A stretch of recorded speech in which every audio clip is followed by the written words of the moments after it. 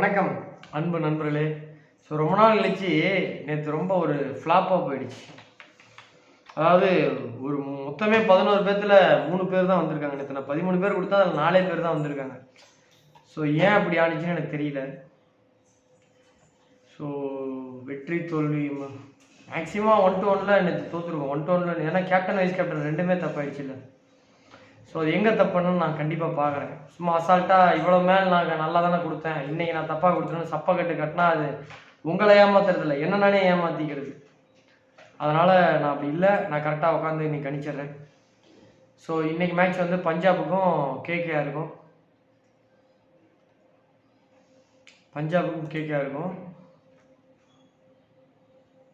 நேற்று ஒருத்தர் கமெண்ட் போட்டிருக்காரு, சார் எங்களுக்கு டெலிகிராம்லாம் ஜாயின் பண்ண முடியாது, தெரிஞ்சவங்களாம் நீங்கள் என்ன பேமெண்ட்டுக்கு எப்படி ப்ரெடிஷன் தரீங்களோ அந்த மாதிரி எங்களுக்கு வந்து நீங்கள் பேமெண்ட்டுக்கு ப்ரெடிஷனுக்கு எப்படி பேமெண்ட்டு தரீங்களோ அந்த மாதிரி ப்ரெடிஷனுக்கு பேமெண்ட்டு கொடுங்க, ட்ரீம் லெவனே எனக்கு கொடுங்க, காசு கொடுங்கன்றாங்க.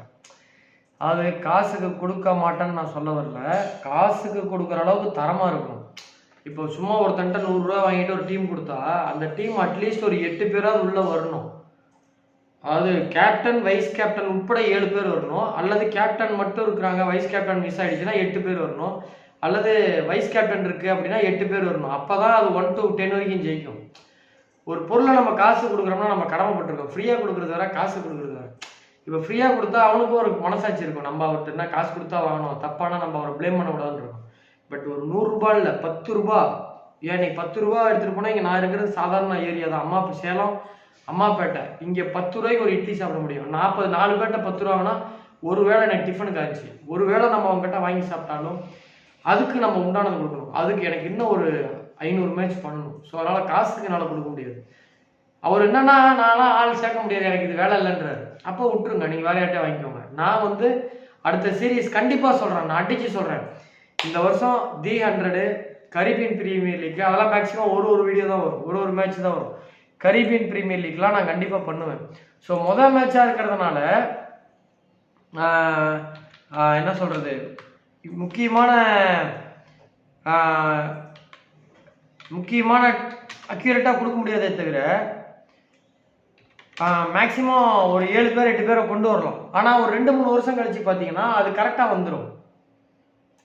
அதாவது இப்போ உதாரணத்துக்கு இப்போ எம்எல்சி நம்ம பண்ணுறோன்னு வச்சுக்கோங்களேன், அதில் நிறையா புது பிளேயர் இருப்பாங்க, அவங்களுடைய ப்ரெடிஷன் நமக்கு கரெக்டாக வராது. ஆனால் போக போக அது மாறிடும். உதாரணத்துக்கு வந்து பார்த்தீங்கன்னா இப்போ 2000 என்னுடைய பிளான் சொல்கிறேன், T20 பிளாஸ்ட் பண்ண முடியாது, ஏன்னா அது ஒரே நாளில் ஒரே நேரத்தில் 8 மேட்ச் வரும், அது வேலைக்கு ஆகுது, வேஸ்ட்டு. எம்எல்சி பண்ணலாம், தி 100 பண்ணலாம்,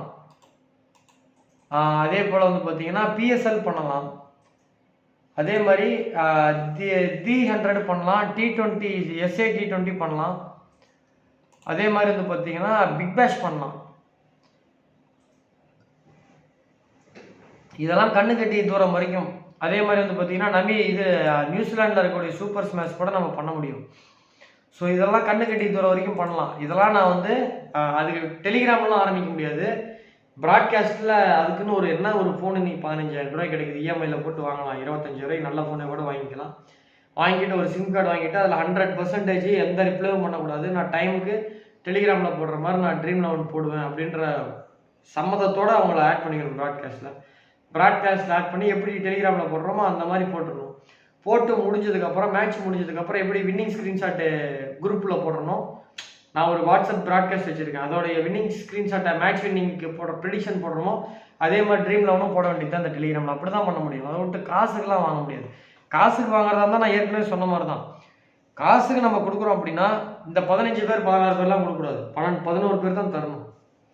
மொத்தமே 11 பேர் தான் தரணும். அந்த 11ல் கேப்டன் வைஸ் கேப்டனோட மினிமம் 7 பேர் வந்தால் 1 to 10 வரைக்கும் ஜெயிக்க முடியும். அல்லது கேப்டன் மிஸ் ஆகிடுச்சு, வைஸ் கேப்டன் மட்டும் இருக்குது அப்படின்னா கேப்டன் ப்ளஸ் 8 பிளேயர், அல்லது வைஸ் கேப்டன் ப்ளஸ் 8 பிளேயர், அப்போ மொத்தம் 9 பேர் நம்மளுடைய 11 பேர்த்தில் உள்ளே வந்தால் தான் நம்ம காசு வாங்க முடியும். அப்போ தான் அது 1 to 20 வரைக்கும் ஜெயிக்கும். எனக்கும் தெரியும், நான் வந்து ட்ரீம் லெவன் பண்ணல அப்படின்லாம் கிடையாது, எனக்கும் அதை பற்றி தெரியும். ஏன்னா ட்ரீம் லெவன் ரெகுலராக ஃபஸ்ட்டு ப்ரைஸ் அடித்தவங்களும் எனக்கு ரொம்ப பழக்கத்தில் தான் இருக்காங்க.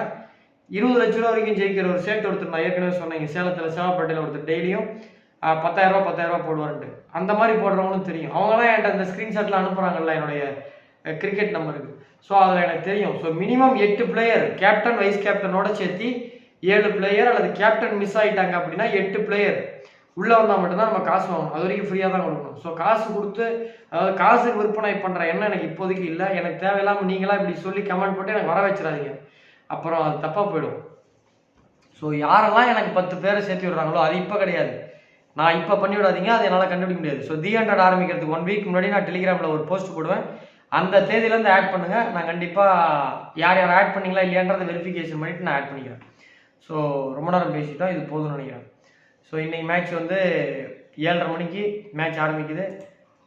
பஞ்சாபுக்கும் கேகேஆருக்கும் மேட்ச்சு. ஸோ 2 பேருமே இந்த மேட்ச் ஜெயிச்சாதான் கொஞ்சம் பிளே ஆஃபுக்கு சேஃபாக உள்ளே வருவாங்க. பஞ்சாப் ஓரளவு சேஃபாக இருக்குது, பட் கேகேஆருக்கு இன்றைக்கி ஜெயிக்க வேண்டிய நிர்பந்தத்தில் இருக்காங்க.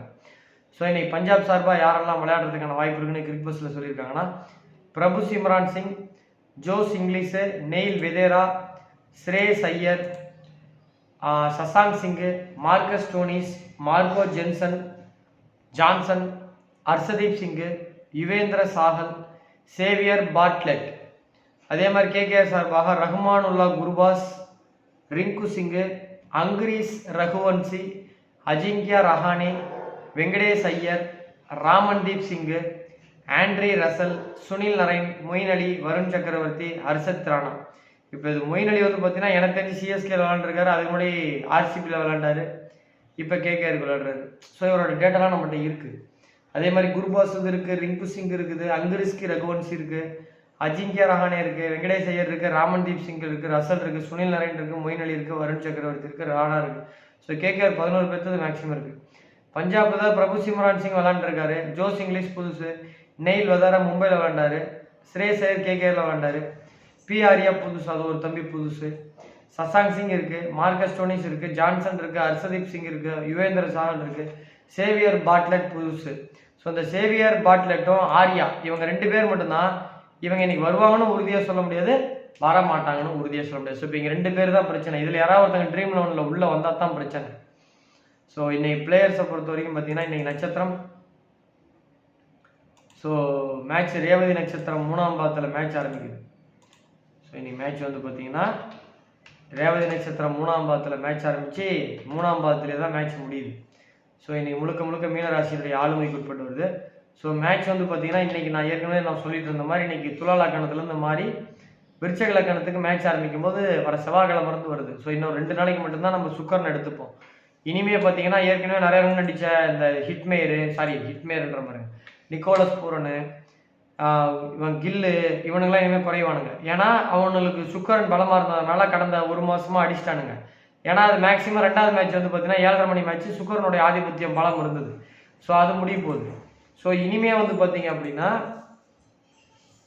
இது குறைய போகுது. ஸோ இது வந்து ஒரு என்ன சொல்ல வருது, ஸோ இது வந்து இனிமே வந்து அந்த மாறும். அதே மாதிரி இதுக்கு மேலே செவ்வாய் பலமாக இருக்கவங்கலாம் இனிமே வந்து பார்த்தீங்கன்னா நல்லா ரன் அடிப்பானுங்க. இந்த ஒரு டாப் ரன் ஸ்கோரில் 8வது 9வது இருக்கவனுங்க பார்த்தீங்கன்னா இப்போ இனிமேல் அவங்களுக்கு பலமாக இருக்கவங்களாம் வரான். ஸோ இதெல்லாம் ஒரு லாஜிக் வச்சு நான் அடுத்த முறை என்ன பண்ணலான்னு இருக்கேன்னா, ஐபிஎல் முதல் மேட்சுக்கு முன்னாடியே ஒரு 10 நாளைக்கு முன்னாடி பர்பிள் கேப் அதிக ரன் அடிக்கக்கூடிய பிளேயர்ஸ் யாருன்ட்டு ஒரு அப்ராக்சிமேட்டாக போடலாம். அதே மாதிரி அதிக விக்கெட் எடுக்கக்கூடியவங்க பிளேயர்னு போடலாம். இதெல்லாம் போட்டோம்னு வச்சுக்கோங்களேன், கொஞ்சம் சப்ஸ்கிரைபர் கூடும், புதுசாக நிறைய பேர் வருவாங்க. என்னன்னா நம்ம அப்படி போடுறோம், ஒரு 4 மேட்ச் வேணாலும் ஒருத்தன் கேப்டன் ஒரு 2 மேட்ச் விளையாடலான்னு சொல்லிட்டு உட்கார வச்சானா, நம்ம மீதி நல்லா மேட்ச் நம்ம எந்த மேட்ச் தான் நல்லா விளையாடுவான்னு சொல்கிறோமோ அந்த மேட்ச் எல்லாம் கேப்டன் உட்கார வச்சிட்டானா அப்போ நம்ம ப்ரெடிக்ஷன் பொய்யின்னு ஆகிடும். உடனே கையில் பிடிச்சிக்கோணுங்க, போர்க்கொடியை பிடிச்சிக்கோணுங்க. இப்போ ஜோசியம் பொய், இது வந்து ஃப்ராடு, இவன் போலி ஜோசியக்காரன், அது நல்லா புரிஞ்சுக்கோங்க. சிம்பிள். நிக்கோலஸ் பூர்னா கடைசி 2 மேட்சாக நான் விட்டேன், 2 மேட்ச்லேயுமே அவன் நல்லா அடிக்கலை. அதே நிக்கோலஸ் பூர்னா ஸ்டார் பிளேயராக போன வாரம் முறை போட்டேன், அடிச்சிருக்கிறான். ஒரே நிக்கோலஸ் பூரன், அவனுக்கு ஒரே ராசி, அவனுக்கு ஒரே நட்சத்திரம், அதே பிளேயர். 1 மாதத்துலேயே இவ்வளோ வேரியேஷன் வருமா ஜோசியத்தில் சொல்ல முடியுமா? மீறி போனால் ஜோசியத்தில் என்ன சொல்லுவானுங்க, எப்போ இன்னொரு 6 மாதம் கஷ்டமாக இருக்குது, 6 மாதத்தை தாண்டி நல்லா இருக்கும். இது பொதுவான ஜோசியம், அடிப்படை ஜோசியம்.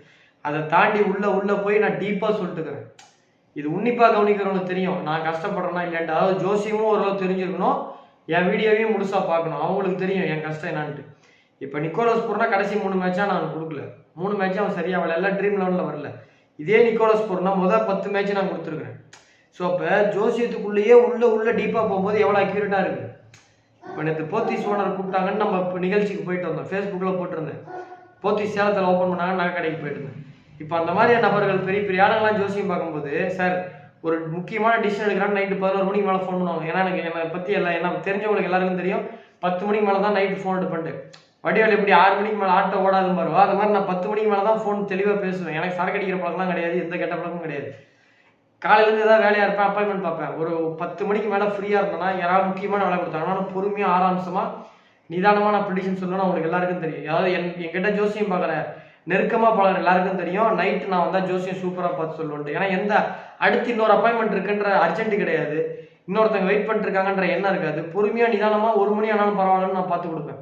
ஸோ அந்த மாதிரி ஃபோனில் நான் பார்த்து கொடுக்கும்போது ஒரு பிஸ்னஸில் இந்த முடிவு எடுக்கிறான்னா, சார் இன்னைக்கு டைம் நல்லா இருக்குது, அடிச்சு ஆடுங்கன்னு சொல்கிறோம். ஸோ அப்போ அவங்க ரிஸ்க் எடுக்கிறாங்க, ஜெயிக்கிறாங்க. இப்போ நிக்கோலஸ் பூரன் எப்படி நான் எடுக்கிறேன், ஒரு மேட்ச்சில் விடுறேன். இப்போ நீங்கள் நல்லா பண்ணுங்க, கோலி கடைசி 4 மேட்சை நான் கொடுக்குறேன். அதில் 4 மேட்சுமே ட்ரீம் லெவனில் வந்தார். அதே கோலியை முதல் 2 மேட்ச் நான் ட்ராப் பண்ணேன். அதில் பார்த்தீங்கன்னா ஒரு மேட்ச்சில் 7 ரன் எடுத்தார், ஒரு மேட்ச்சில் 1 ரன் தான் எடுத்தார். ஸோ இதில் வந்து அவ்வளோ இருக்குது. ஸோ இவ்வளோ கண்டுபிடிக்கிறதுக்கு நம்ம நிறைய கஷ்டப்படணும். இதுக்கு நம்ம நிறைய டேட்டா வேணும். டேட்டா மீன்ஸ் ஸ்ட்ராட்டஜி கிடையாது, அனாலிட்டிக்ஸ் கிடையாது. அவனுங்க இந்த நட்சத்திரத்தில் எப்படி விளாடுறாங்கன்ற அறிவு நமக்கு தேவை. ஸோ இவ்வளோ பிரச்சனை இருக்குது. ஸோ எதுக்காக இதை நம்ம பேசிகிட்டு இருந்தோம்னா, அந்த முன்கூட்டியே யார் அதிக ரன் அடிப்பாங்க, யார் விக்கெட் எடுப்பாங்கன்னு வீடியோலாம் போடலான்னு தோணுது. அதுக்குண்டான மெட்டீரியல் என்கிட்ட இருக்குது. என்ன பிரச்சனைனா, நம்ம அப்படி போடுறோம், ஒரு பிளேயரை தூக்கிட்டாங்க அப்படின்னா முடிஞ்சு போச்சு. நான் 2019 அப்போ கலாட்டா சேனலில் நான் இன்டர்வியூ கொடுத்துருந்தேன். 2019 இந்த வருஷம் வந்து சிக்கர் தவான் வந்து அதிகமான ரன் அடிப்பார் வேர்ல்டு கப்லன்னு சொன்னேன். நான் சொல்கிற வரைக்கும், அதாவது ஆஸ்திரேலியாவில் ஒரு கையில் அடிபட்டுச்சு, அது வரைக்கும் அவர் தான் டாப் ரன் ஸ்கோரர். அதுக்கப்புறம் ரோஹித் சர்மா வந்துட்டார். ஸோ அப்போ என்ன ஆனிச்சுன்னா, அதில் கமெண்ட்ல போடுறாங்க, சிகர் தவான் அடிக்கவில்லை, அவர் அடிக்கவில்லை. ஏன்டா அவன் விளையாண்டதே 3 மேட்ச் தான்டா விளையாண்டான், அதுக்கப்புறம் அவன் போயிட்டான். அப்போ கூட அவன் வந்து கடைசி மேட்ச் ஃபைனல் முடியும் கூட 8வது இடத்துல 9வது இடத்துல இருக்காரு. 3 மேட்ச்சில் ஒரு 2 செஞ்சுரி போட்டார், ஒரு இதில் 70 ரன் போட்டார், 280 ரன் அடிச்சிட்டாரு. பட் கையில் அடிபட்டுருச்சு. ஸோ இந்த இன்ஜுரி ஆகிறது உடனே ஒரு சிலர் ஆராய்ச்சி பண்ணி கேட்பானுங்க, விஞ்ஞானிகள், அப்போ நீங்கள் அவருக்கு அடிபடுன்னு கணிக்கணும்ல அப்படிம்பாரு. நான் கடவுள் கிடையாது, என் அறிவுக்கு அதெல்லாம் கணிக்க முடியலன்றதை ஒத்துட்டோம்னா முடிஞ்சு போச்சு. இல்லைன்னு நம்ம சமாளிக்கக்கூடாது. ஸோ என் அறிவுக்கு அந்த அளவு சொல்ல முடியல. இப்போ ஒரு கேப்டன் பார்த்து ஒருத்தர் டீமில் எடுக்கிறாங்க, ஒரு டீமில் தூக்குறாங்க, இதெல்லாம் ஜோசியத்தில் சொல்ல முடியாது. ஏன் இதை இவரை தூக்குவாங்கன்னு உங்களுக்கு தெரியாதானா? தெரியாது. இவரை எடுக்க மாட்டாங்களான்னு தெரியாதானா? தெரியாது. ஸோ சில விஷயங்கள் இருக்குது. ஸோ என்னை புரிஞ்சுக்கிறவங்களுக்கு தெரியும் நான் சொல்கிறது எந்த அளவுக்கு உண்மை, எந்த அளவுக்கு பொய்யின்ட்டு. Right, okay. ஸோ இன்னைக்கு மேட்ச்சில் வந்து யாரெல்லாம் சிறப்பாக விளையாடுறதுக்கு வாய்ப்பு இருக்குன்னா, விக்கெட் கீப்பராக ரஹ்மானுல்லா குர்பாஸ், பிரபு சிம்ரான் சிங் 2 பேருக்கும் வாய்ப்பு இருக்குது. பேட்டிங்கில் அங்குரஸ்கி, ரகுவன்சி, அஜிங்கியா ரஹானே, ஸ்ரேயஸ் ஐயர். ஆல்ரவுண்டராக மொயின் அலி, நேல் வெதரா, மார்க்கோ ஜான்சன். பவுலிங்கில் வைபவ் அரோரா, ஹர்ஷத் ராணா, ஹர்ஷதீப் சிங். இந்த ஹர்ஷதீப் சிங்கை நான் 2 மேட்ச்சில் விட்டேன். இந்த 2 மேட்சுமே ஒரு ட்ரீம் லெவனில் வரல. ஆனால் 70% எடுத்து வச்சுருக்காங்க மற்ற அந்த ட்ரீம் லெவன் ஆப்பில். ஸோ அப்போ 79% அவர் நல்லா விளையாடுவாங்க தானே எல்லாமே யூகிக்கிறாங்க அனாலிட்டிக்ஸ் பூரா. நம்ம அதை மாற்றி தானே ஜோசியத்தில் சொல்கிறோம். இது ரொம்ப கஷ்டமானதுங்க. ஸோ விக்கெட் கீப்பரை பொறுத்த வரைக்கும் செகண்ட் பேட்டிங் பிகே பிடிச்சதுன்னா பிரபு சிம்ரானை விட்டுட்டு ஜோஸ் இங்கிலீஷ் எடுங்க. அதே மாதிரி ஆல்ரவுண்டராக கிளைன் மேக்ஸ்வெல் உள்ளே கொண்டு வாங்க, பிரயான் சாரியா எடுங்க. ஸோ இது போதும். டிஸ்கிரிப்ஷன் பாக்ஸில் என்னுடைய டெலிகிராமோட லிங்க் இருக்குது, ஃபஸ்ட் கமெண்ட்லேயும் டெலிகிராமோட லிங்க் இருக்குது, அதில் ஜாயின் பண்ணிக்கோங்க. மேட்ச்சு டாஸ் போட்டதுக்கப்புறம் ஒரு 7:10 7:15 லைனப் வந்துடும். நான் 7:20 அக்யூரேட்டான ட்ரீம் லெவன் கொடுக்குறேன். ஸோ டெலிகிராமில் போடுற ட்ரீம் லெவன் தான் இறுதியானது. ஸோ எதுக்காக எல்லாரும் பேசணும்னா, நிறைய பேர் வந்து இந்த காசு கொடுத்து நாங்கள் வாங்கிக்கிறோன்றீங்க, அதெல்லாம் எனக்கு வேண்டாம். அதுக்கெல்லாம் இன்னும் எனக்கு ஒரு மினிமம் ஒரு 1000 மேட்சாவது பண்ணணும். சும்மா நீங்கள் காசு கொடுக்குன்னு சொல்லி எனக்கு ஆசையை வளர்த்துட்டு போயிடாதீங்க. எனக்கும் கஷ்டம் வரும், எனக்கும் பொருளாதார தேவை வரும். மக்களே சொல்கிறாங்களேன்னு ஒரு நிமிடம் நான் முடிவு மாற்றி எடுத்துட்டேன் அப்படின்னா அது என் பேரும் கெட்டு போயிடும், சில பேர் அதிருப்தி அடைஞ்சிருவாங்க. ஸோ அதனால் நான் தான் சொல்கிறேனே, 10-11 பேர் என்னைக்கு நான் வந்து 11 பேர் கொடுத்து அந்த 11 பேர்த்தில் 8 பேர் வருதோ 9 பேர் வருதோ, கேப்டன் வைஸ் கேப்டன் வருதோ கரெக்டாக சொல்ல முடியுதோ, அது வரைக்கும் நான் ஃப்ரீயாகவே தரேன். ஸோ என் புத்தி நீங்கள் வந்து உள்ளே பூந்து இப்படி கமெண்ட் போட்டு என்னை மாற்றி விட்டு போயிடாதீங்க. நன்றி, வணக்கம். மீண்டும் நாளைக்கு 2 வீடியோ இருக்குது, நாளைக்கு 2 மேட்ச் இருக்குது, அதனால் வீடியோ வராது. திங்கள் செவ்வாய் நான் ஒரு வேலையாக வெளியூர் போகிறேன், பெங்களூர் வரைக்கும் போகிறேன், ஜோசியம் பார்க்கறதுக்கு போகிறேன். ஒரு முக்கியமான நபருக்கு ரொம்ப ஓரளவு விஐபி, நான் பேர் சொன்னால் உங்களுக்கு தெரியும், அவங்க அந்த மாதிரி ஒரு முக்கியமான நபருக்கு ஜோசியம் பார்க்க கூப்பிட்டுருக்காங்க. போயிட்டு திரும்ப செவ்வாய்க்கிழமை நைட் ஊருக்கு வந்துடுவேன். ஸோ புதன்கிழமை இருந்து ப்ரிடிக்ஷன் வரும். பட் ஆனால் நான் எல்லாத்தையும் எடுத்துகிட்டு தான் போகிறேன். நான் அங்கே போய் ப்ரிடிக்ஷன் முடிஞ்ச வரைக்கும் போட்டுருவேன். நன்றி, வணக்கம். மீண்டும் புதன்கிழமை சந்திப்போம்.